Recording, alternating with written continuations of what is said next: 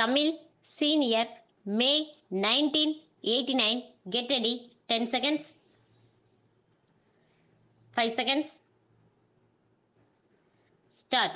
மாண்புமிகு அவைத்தலைவர் அவர்களே, மின்சார வாரியத்தின் நிதிநிலை அறிக்கை மீது நடைபெறும் விவாதத்தில் கலந்து கொண்டு என்னுடைய கருத்துக்களை கூறுவதில் மகிழ்ச்சியடைகிறேன். விவசாயிகள் எப்படியாவது மின்சார இணைப்பு கிடைத்து விட வேண்டுமென்ற அவசர தேவையில் அதிகாரிகள் கையெழுத்து போட சொல்லும் இடங்களிலே எல்லாம் போட்டு விடுகிறார்கள். தங்களுடைய தேவையை கருதி வெவ்வேறு சக்தி உள்ள மின்சார மோட்டார்களை பொருத்துகிறார்கள். பின்னால் ஒரு நாள் பார்வையிடும் போது மின் வாரியத்தோடு நீங்கள் செய்துள்ள ஒப்பந்தத்தின்படி நடந்து கொள்ளாததால் வாரியத்திற்கு இழப்பு ஏற்பட்டிருக்கிறது. ஆகையால் ஒரு குறிப்பிட்ட தொகையை அபராதமாக கட்டுங்கள் என்று சொல்கிறார்கள். அதே நேரத்தில் ஒப்பந்தத்தின் அடிப்படையில் 24 மணி நேரமும் மின்சாரம் வழங்கப்படுவதில்லை. ஒப்பந்தத்தை மீறிவிட்டார்கள் என்று சொன்னால் மின்சார வாரியமும் அபராதம் கட்ட வேண்டும் அல்லவா? ஆனால் அவர்கள் கட்டுவதில்லை. காரணம், அவர்களிடம் அதிகாரம் இருக்கிறது. அதை வைத்து ஏழை எளிய மக்களை மிரட்டுகிறார்கள். அதைப்போன்று 20 அம்ச திட்டத்தின் அடிப்படையிலே தொழில்துறையை வளர்க்க வேண்டும், வேலை வாய்ப்பு துறையை அபிவிருத்தி செய்ய வேண்டும் என்று வங்கிகள் மூலமாக சுய வேலைவாய்ப்பு திட்டத்திற்கு உதவி செய்கிறார்கள். தங்கள் வாழ்க்கைக்கு பிறர் கையை எதிர்பார்க்காமல் தாங்களே முயன்று அரசிடமோ வங்கியிடமோ உதவி பெற்று தங்களுடைய வீட்டில் தட்டச்சு செய்தல், துணி தைத்தல் போன்ற ஏதாவது ஒரு சிறு தொழிலை செய்து வாழ்க்கை நடத்துபவர்கள் இருக்கிறார்கள். அப்படிப்பட்டவர்களுக்கு வர்த்தக ரீதியிலான மின்சார கட்டணம் விதிக்கப்படுகிறது.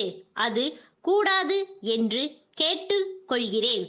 இன்றைக்கு தமிழகத்தில் இருக்கக்கூடிய அத்தகைய உள்ளாட்சி அமைப்புகளும் நிதி பற்றாக்குறையினால் தடுமாறி கொண்டிருக்கின்றன. நிதி வசதி இன்மையால் உள்ளாட்சிகளின் தேவைகளை நிறைவேற்றி கொள்ள முடியவில்லை. தேர்ந்தெடுக்கப்பட்ட உள்ளாட்சி அமைப்புகள் வந்த பின்னால் தமிழ்நாட்டில் அத்தனை வீதிகளிலும் இருளை பகலாக்குகிற அளவுக்கு மிக சிறப்பாக தெரு விளக்குகள் எரிந்து கொண்டிருக்கின்றன.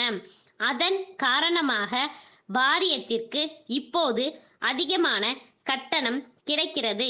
இதை ஒரு சமுதாய சேவை என்ற அடிப்படையில் கருதி வீட்டு உபயோக அளவிற்கு தெரு விளக்கு கட்டணத்தை குறைத்தால் அவர்களுக்கு ஓரளவு உதவி செய்வதாக இருக்கும். நிதி நிலைமை ஓரளவு சீரடைய இது உதவியாக இருக்கும் என்பதை தெரிவித்துக் கொள்கிறேன். அடுத்தபடியாக மின்சாரத்துறை அமைச்சரே இன்று அறநிலைத்துறைக்கும் அமைச்சராக இருக்கின்ற காரணத்தால் இங்கே முக்கியமான தேவை ஒன்றை நான் சுட்டிக்காட்ட விரும்புகிறேன். தற்போது தமிழ்நாட்டில் பல கோவில்களில் போதிய நிதி வசதி இல்லாமல் இருக்கின்றன. கோவில்களில் விலை உயர்ந்த சிலைகள் இருக்கின்றன. அங்கே செல்லுகின்ற மக்களில் பலர் விலை உயர்ந்த நகைகளை அணிந்து செல்கிறார்கள்.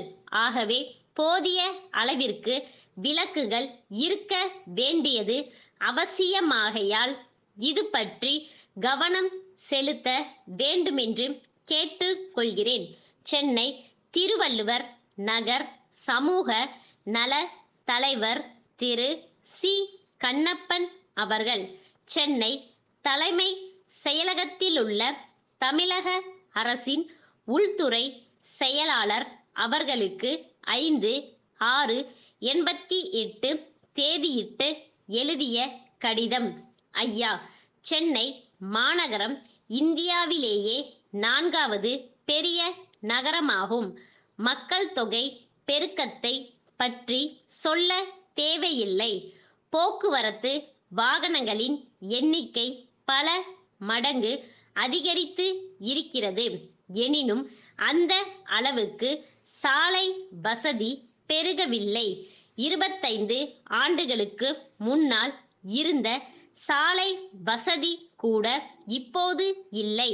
இதற்கு காரணம் முக்கிய சாலைகளின் இரு மருங்கிலும் கிட்டத்தட்ட பாதி அளவுக்கு பழம் விற்பனை செய்பவர்களும் காய்கறி விற்பவர்களும் இதர பொருட்கள் விற்பனை செய்பவர்களும் ஆக்கிரமிப்பு செய்துள்ளார்கள்.